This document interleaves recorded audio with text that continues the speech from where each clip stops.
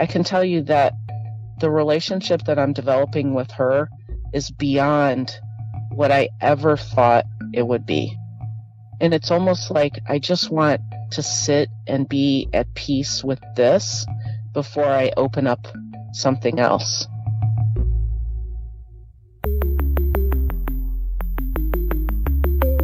Who am I? Who am I? Who am I?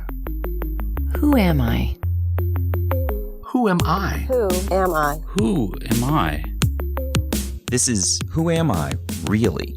A podcast about adoptees that have located and connected with their biological family members. I'm Damon Davis, and today, Mary shares her story. She called me from sunny South Florida, North Palm Beach. Mary says she had one adopted brother growing up, and she was interested in the details of his adoption story because her family had nearly no details about her own. At the time we spoke, she had connected with her birth mother and was engaged in the slow, methodical process of introducing herself to the woman.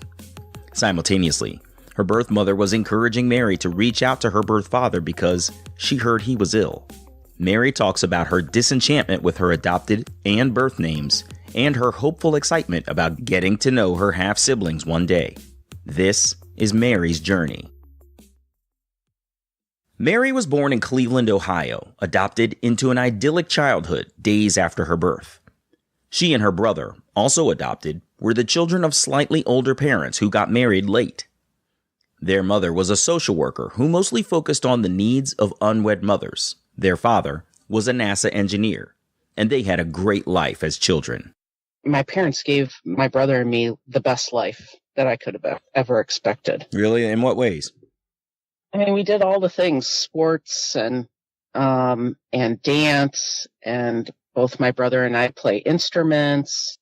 And I just feel like my parents were so committed to sharing their lives, but also, making sure that we were well cared for and loved. And my mom had, as a social worker, she had a ton of women friends that were also in social working, and they would have these parties, and all of those people, although they were so much older than my brother and me, they always invited us to their parties.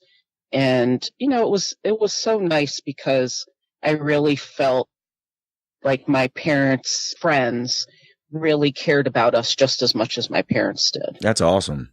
Wow. Yeah. Yes, my childhood was great. I have no problems with my childhood. That's good. Did you and your brother ever talk about your adoptions at all? My brother and I don't have a very good relationship. And growing up, it just, he and I never really clicked. When I look at my friends and their brothers and sisters, I always longed for that kind of relationship because I didn't have it with my brother. Mm-hmm. So I would say that I never talked about being adopted with my brother. Recognizing her parents had more details about her brother's story than her own adoption, Mary talked to her mother occasionally about his journey. Perhaps hearing details about his adoption served as a surrogate to satisfy her curiosity about her own story. He was the fourth child, born to a married couple who knew they couldn't provide for him, so he was placed in adoption. All she knew was that her birth mother didn't even live in Cleveland. In 1999, Mary obtained her non-identifying information, but only in an attempt to learn some medical history. What she got was much more valuable. Still, she sat on the information she received, so in total, for nearly 50 years of her life, she had no interest in finding her birth parents, and she didn't look for relatives. Naturally, I asked why she never wanted to search and what motivated her change of heart. I think that very few people knew I was adopted. And the people that I did tell, sooner or later, they would get to the point where they would say, well, why aren't you looking for your parents? If it were me, I would be looking for my birth parents. Mm-hmm. And I would always say, you have no idea. I mean, they did it out of love and they did it out of their own curiosity. But for me, I just never wanted to find my birth parents.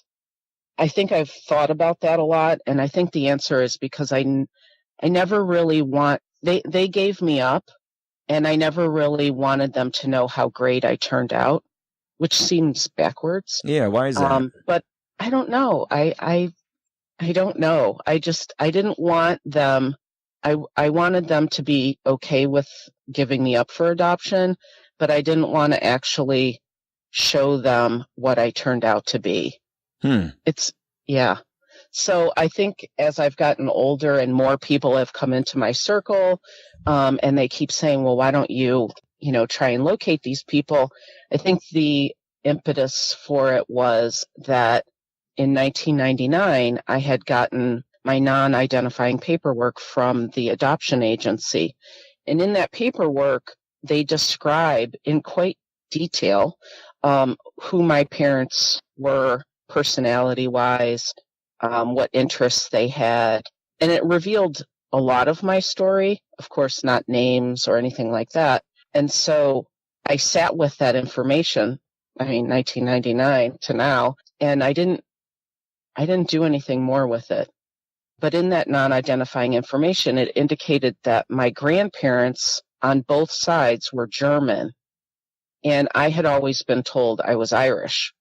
Fascinating. So when DNA came about, I, took a few years or whatever, and I finally said, well, maybe I'd like to determine what my origins, my ethnicity is.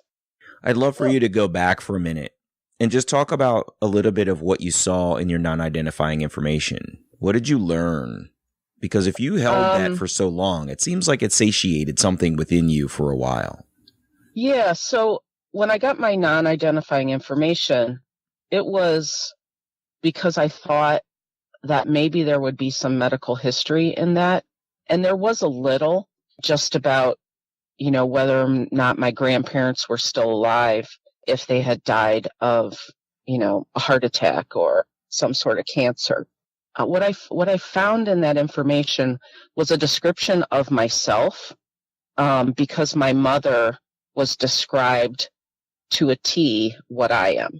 Really? And, like what? Well, her hair color and her eye color are the same. Her height and weight would have been the same at the same age.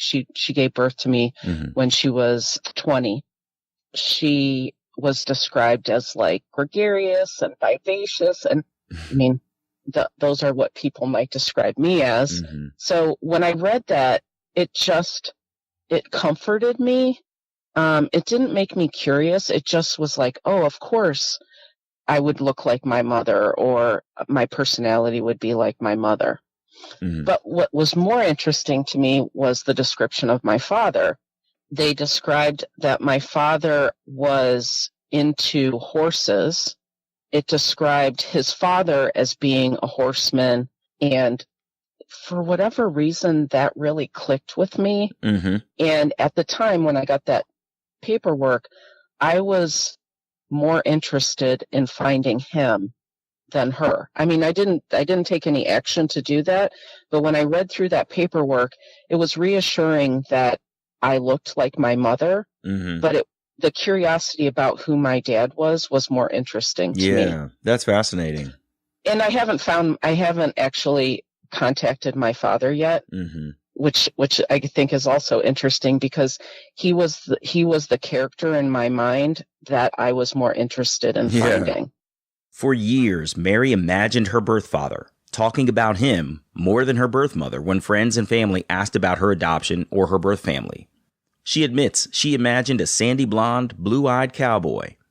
It wasn't until 2017, nearly 20 years after obtaining her non-identifying information, that Mary resorted to Ancestry DNA testing. Her results confirmed that she did have some Irish heritage, but her DNA was mostly German and Eastern European. She dug into the heritage features on Ancestry's platform, and it was satisfying to learn those facts. Since the main reason for her inquiry, understanding her heritage, had been satisfied, Mary didn't even think to drill down to see who she was actually related to. In Mary's mind, she had assumed for decades that she would never meet any blood relatives, so it didn't click for her to actually look. A few months later, in October 2017, Mary logged in again just for grins and she realized she actually had a small group of people that she had a close relation to. She took a few days to message a man on her list who was either an uncle or a cousin. Mary didn't tell him she was adopted.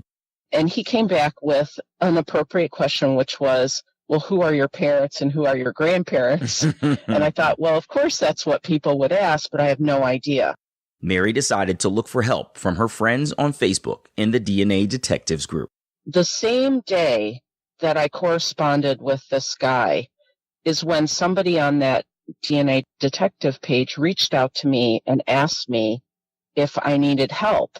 And I said, I asked a bunch of questions, and this woman was nice enough to say, well, you're going to have to share your DNA with me. And I wasn't so sure I really wanted to do that.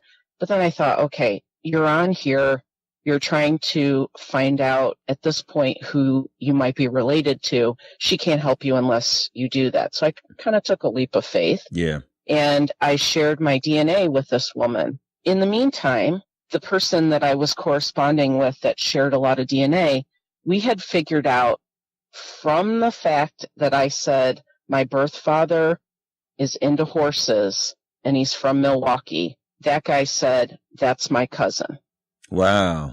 And it turned out that the woman who was helping me on DNA Detectives also triangulated to the same person, all in one day. So it turned out in the end that I actually had contact information to my birth father first.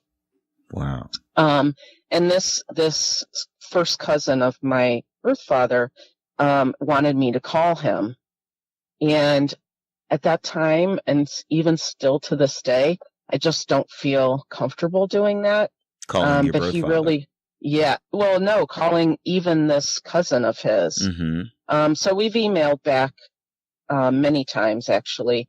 And he's given me a little bit of information about my birth father.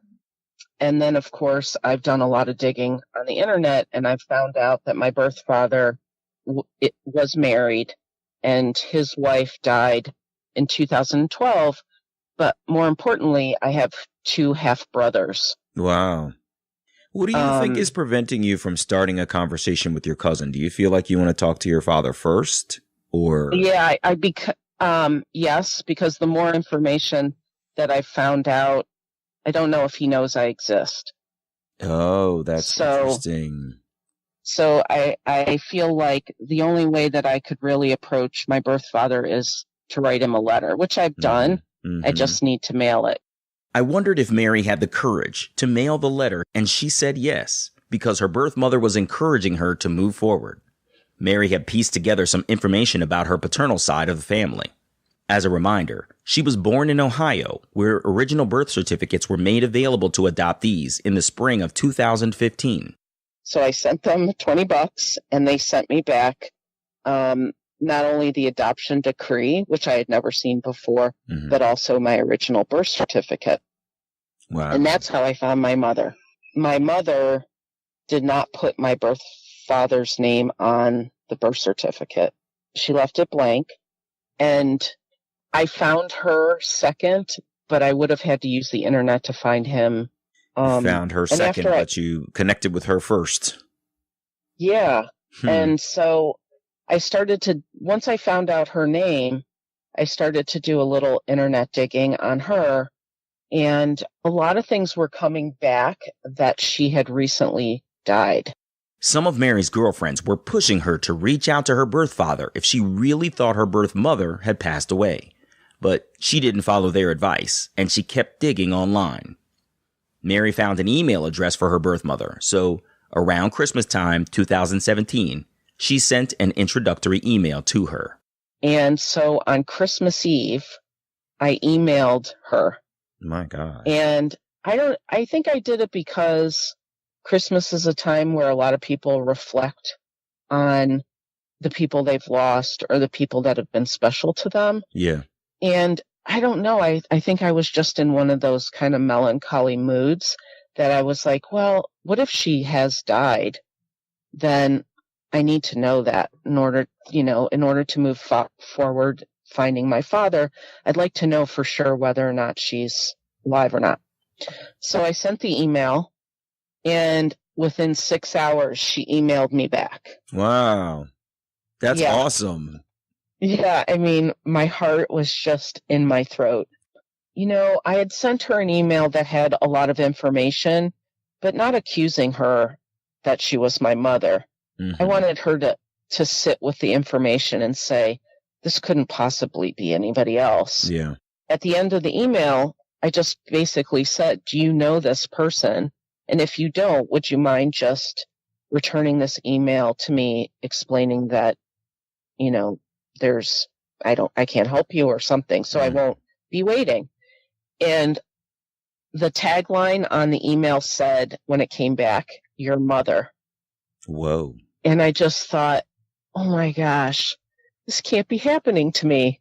You know, after all these years, when I had no drive or intention on finding these people, and you hear about the stories of people searching for their birth parents for years and never getting anywhere. Yeah. And here I started in October, and by the end of October, I had already found out who these, you know, what their names were, where they lived, that they were both living. So it was just, I don't know, it was just amazing to me. Mm-hmm. What did you think when you saw her name on your original birth certificate and your own original name? You know, after thinking about this a lot, I think that for me, having a name is so important. The name that my parents gave me never really seemed to fit.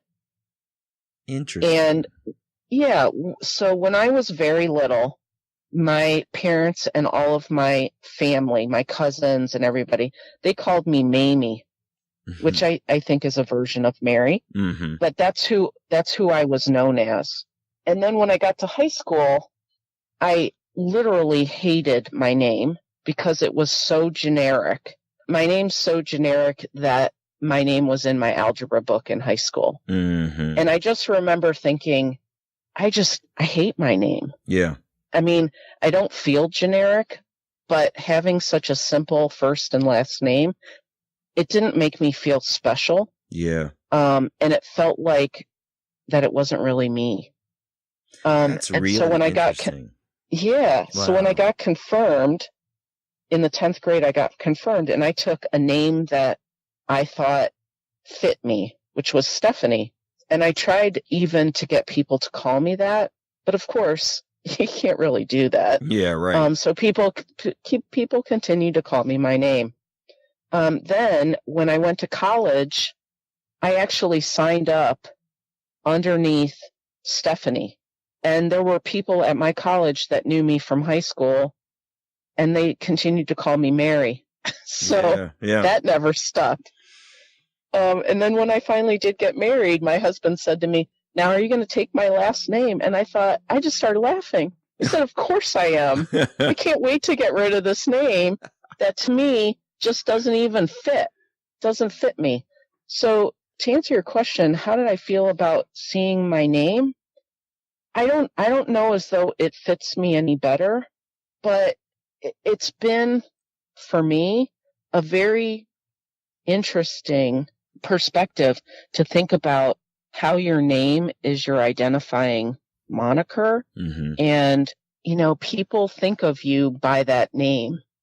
And so it's very, and now that I'm a teacher and I hear my name constantly all day long, it still is such a shock to me because of course it's a married name. Mm-hmm. So yeah, it's been kind of an interesting,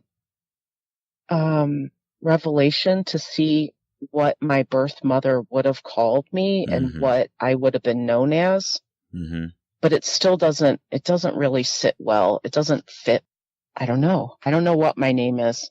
That was the first time I had ever heard someone say they didn't identify with their adopted name nor their birth name. As Mary was talking, I wondered how many other people feel a similar disconnect from their own names. Before we went any further, I wanted to go back to Mary's birth mother's email response to hear what she said in return. She said she was scared. She said that it was a huge secret. I started the email with hoping that she was happy and healthy, and she confirmed that she was happy and healthy. And she kept it very short, but, just that initial connection, I thought, okay, well, this is going to be a journey. Mm-hmm. This isn't going to end with one email, considering that she responded so quickly. So we've emailed each other every week since Christmas, and I've spent a lot of time actually thinking about what I wanted her to know in writing. And, a lot of people, again, who care about me and love me say, why don't you just pick up the phone and talk to her?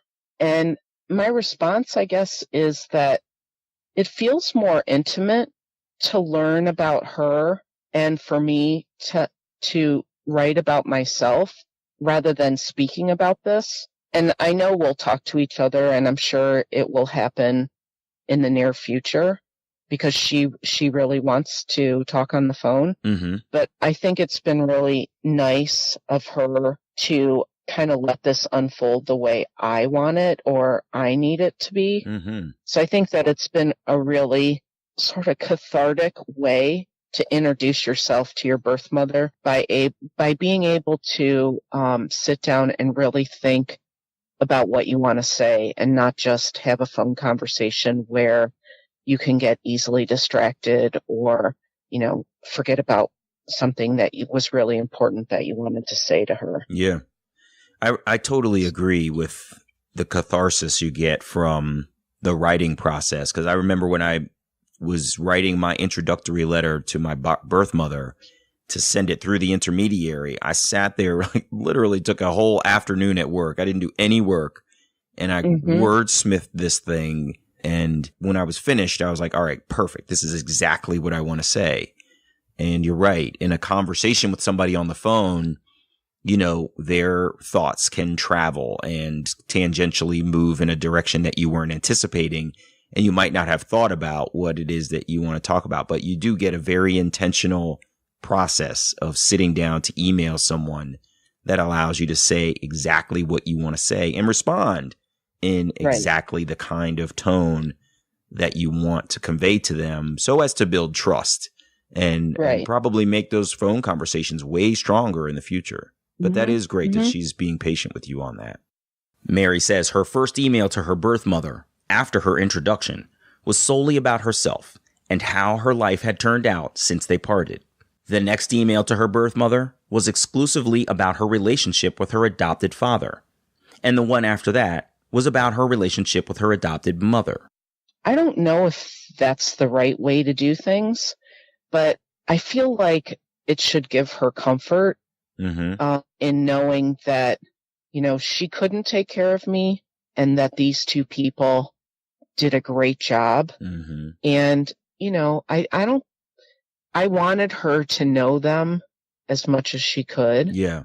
And one of my biggest regrets, which of course I can't take ownership of it, but it's like, I almost wish that my own mother had written her a letter.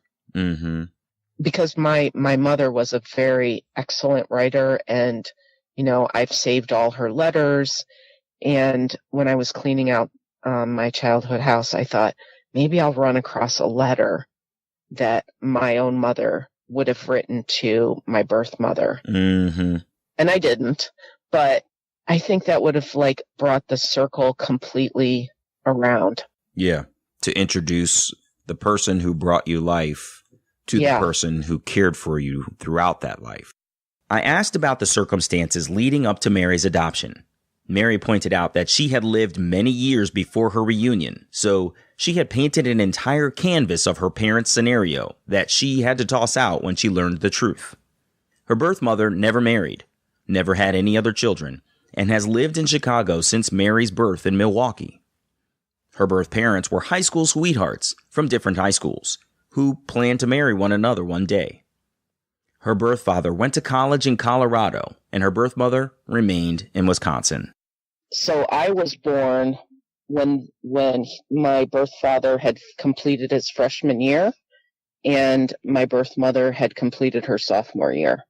And so she had to drop out of college. She never finished. And I assume that he did, although she has not spoken to him since. Wow. The other thing that's, I think, maybe a little different is that, she came to Cleveland to give birth to me, and his mother and his father both knew about me, but he did not. Really? How do you know that? Yeah. She told me. She said that when she found out she was pregnant, she had tried a couple of times to make contact with him. And I assume back in the 60s, that would have been either a phone call or a letter. Right. And he never responded. And you think they intercepted it and withheld the information from him? No, I think that she probably tried to make contact with him at college. And for whatever reason, she thinks it was because he had a girlfriend at college. And he just never responded. And his parents paid for her to come to Cleveland and also got her started in a job after I was born. And through her own words, she says that she stayed in contact with his parents for a few years after I was born. Did you get the impression that she informed him in her letters of her situation? No, I think that she said that there were things that they needed to talk about, but even after all of these years have gone by, she's still thoroughly convinced he doesn't know I exist. Yeah. Mary's really curious how reaching out to him is going to turn out. On one hand, her birth mother was clear that her birth was a big secret. On the other hand, she wonders if her birth father's parents could keep such a huge secret for so long, or if they were acting to protect him and his future by concealing Mary's birth and supporting her birth mother, getting her on her feet. She won't know the truth until she speaks with her birth father directly. Mary told me her next step was to mail the letter she had already penned. She's encouraged me to get up the courage to write to him because, as she said, you don't know how long you have. But I almost don't want to jinx it because I can tell you that the relationship that I'm developing with her is beyond what I ever thought it would be. And it's almost like I just want to sit and be at peace with this before I open up something else. Yeah, I can hear that. Yeah, so, because it's, you don't know if it's going to be good. I have no idea whether this person will respond in a positive way or respond at all. Yeah, that's exactly right. You can't control it. You have no idea how he's going to respond, if you even are able to make, sort of positive contact with him. But she's right, too. Time is short. And, nothing's guaranteed. And it would be a shame for you to miss an opportunity for waiting too long. But I also recognize, and I'm not trying to push you, I also recognize this whole thing is new. Like it just happened, in Christmas 2017. We're only here in March. Yeah. Right. It is a lot to take in. And you're right to sort of want to sit in the peace of having made a connection with your birth mother, because as I understand it, you haven't even met her yet. No. Right? So no, I haven't met her. I haven't even talked on the phone with her. Yeah. I joked with Mary that she should definitely take her time, but don't take too much time reaching out to her birth father. She sounds like she's eagerly awaiting the chance to finally speak with and meet her birth relatives, including 2 half-brothers. I'm more excited to actually meet them. And I think it's because, I had such a great father and I don't have such a great relationship with my brother that to have the opportunity to actually be genetically related, although that doesn't guarantee a friendship or a relationship. I don't know.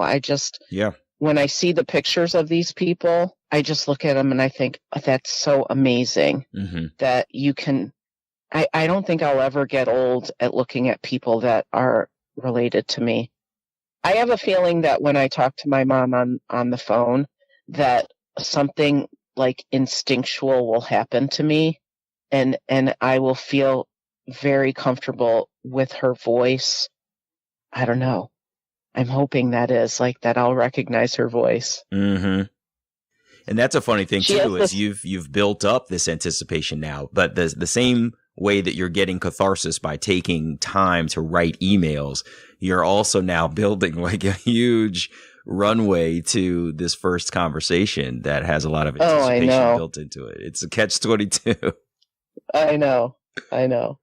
Usually part of my curiosity, and I'm sure yours too, is about how an adoptee's parents are receiving their attempts at reunion.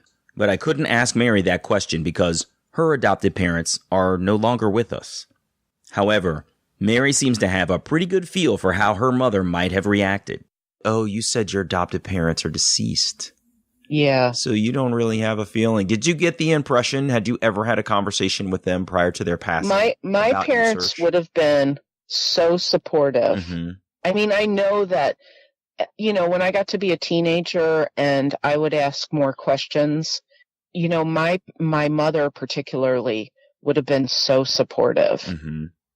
Because, she was in the business and she understood that it wouldn't have been about her. It would have been about me. So I know that she would have welcomed my attempt to locate my birth mother. Mhm.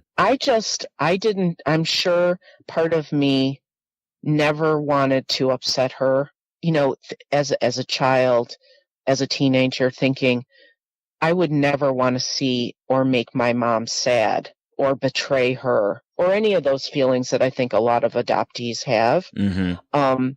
And so I think maybe in retrospect, the wall that I created and the fact that I didn't feel a need to find these people was sort of built as a mechanism to kind of protect my mom. Although now as an adult, I look back at my mom's personality and who she was as a person, and I know wholeheartedly she would have been in favor of this. She would have wanted it for me. She would have Mhm. been excited to know that I could have a relationship with this person, and that the person would be so receptive to me is just a bonus.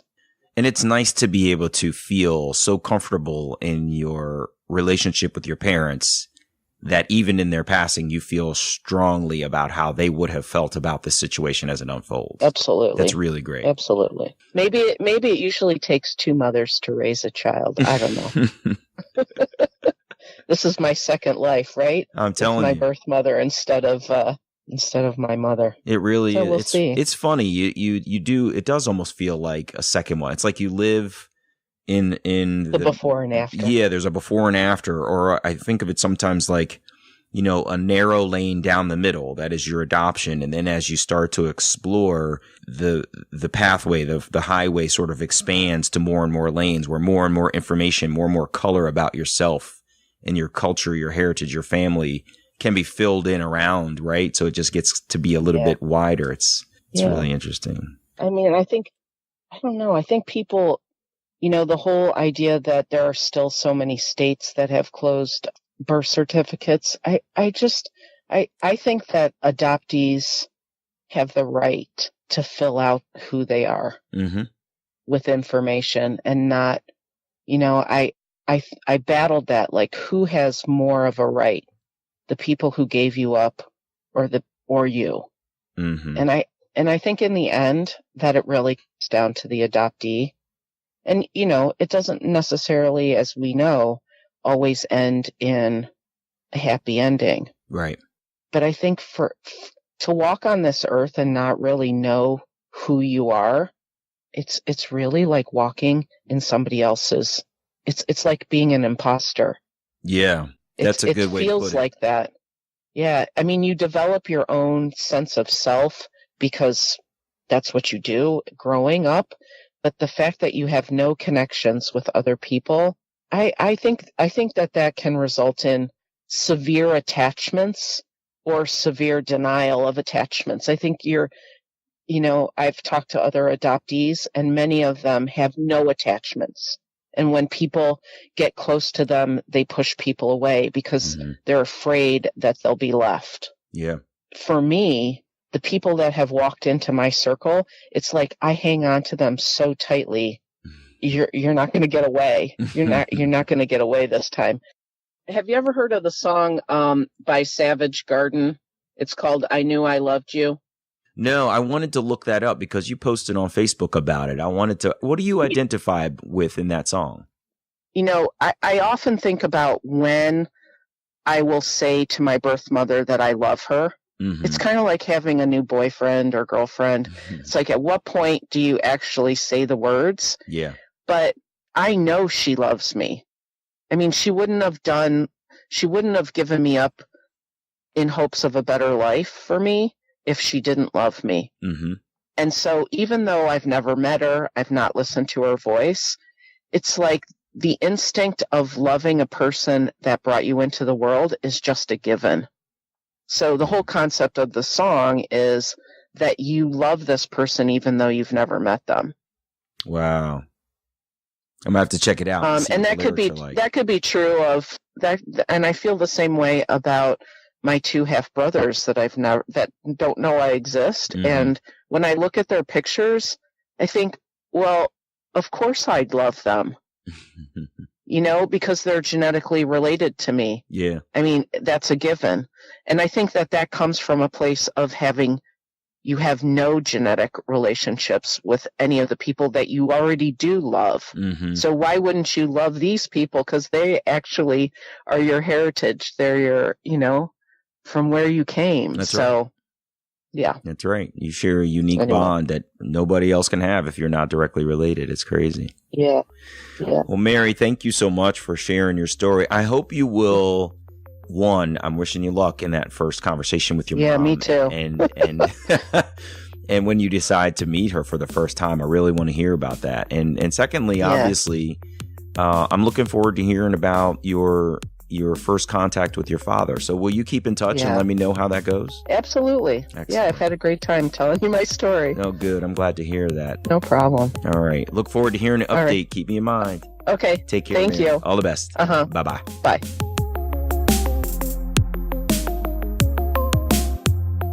Hey, it's me. Mary seems to be engaged in the reunion process very thoughtfully. I really liked how she was appreciating the catharsis she was getting from taking her time, writing back and forth with her birth mother. Sometimes we're so anxious to open the floodgates after a long or intense search that we dive into relationships with our relatives before we take a step back to analyze what we might need. I had two things I wanted to follow up on after talking to Mary: the song she referenced, and where she was in her relationships with her birth parents since we chatted. First, the song, which was called I Knew I Loved You by Soundgarden. I looked up the lyrics, and I saw a piece that really seemed to reflect Mary's feelings when we talked. Don't worry, I'm not going to sing it. I'll just read this piece. There's just no rhyme or reason, only the sense of completion. And in your eyes I see the missing pieces I'm searching for. I think I've found my way home. I know that it might sound more than a little crazy, but I believe. For an adoptee in reunion, I could see how those words might ring true. Regarding her relationships with her birth parents, Mary emailed me with an update. She reminded me that her adopted parents and her birth father suffer from Parkinson's disease. Here's an excerpt from her note to me. I had written a letter in late March to my birth father, and unfortunately, he has chosen not to contact me so far. I am unsure what to do next. I would like to call him, but am fearful of the rejection. Continuing, she says, my relationship with my birth mother continues to get developed. We have talked on the phone a couple of times, and that has been great. She and I text each other every couple of days. I haven't brought it up, but I am hoping that this summer we will meet for the first time. I've told her that if my birth father never responds, I may have to live with that, but that reconnecting with her and how wonderful she has been has made this process so worthwhile. I know our relationship will continue to grow. I'm Damon Davis, and I hope you'll find something in Mary's journey that inspires you validates your feelings about wanting to search, or motivates you to have the strength along your journey to learn, who am I, really? If you would like to share your adoption journey and your attempt to connect with your biological family, please visit whoamireallypodcast.com/share. You can choose to share your whole story, maintain some privacy about parts of your story, or share completely anonymously. You can find the show at facebook.com/WAIReally or follow me on Twitter at WAIReally. And please, if you like the show, you can subscribe to Who Am I Really on Apple Podcasts, Google Play, Stitcher, TuneIn Radio, or wherever you get your podcasts. And while you're there, it would mean so much to me if you would take a moment to share a rating or leave a comment. Those ratings can help others to find the podcast too.